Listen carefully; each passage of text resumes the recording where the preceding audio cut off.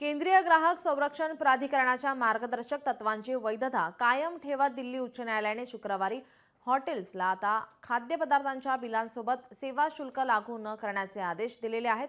न्यायालयाने स्पष्ट केले आहे की ग्राहकांना खाद्यपदार्थांच्या बिलावर सेवा शुल्क भरणे ऐच्छिक आहे।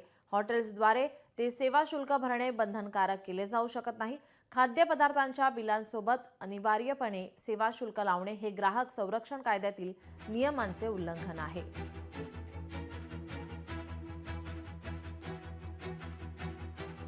केंद्रीय ग्राहक संरक्षण प्राधिकरणाच्या मार्गदर्शक तत्वांची वैधता कायम ठेवत दिल्ली उच्च न्यायालयाने शुक्रवारी हॉटेल्सना आदेश दिलेले आहेत। खाद्यपदार्थांच्या बिलासोबत सेवा शुल्क लागू न करण्याचे आदेश दिलेले आहेत।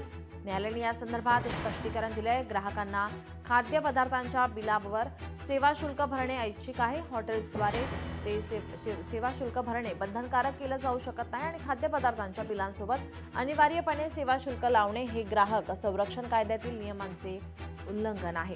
दिल्ली उच्च न्यायालयाकडून हा निर्णय घेण्यात येतोय।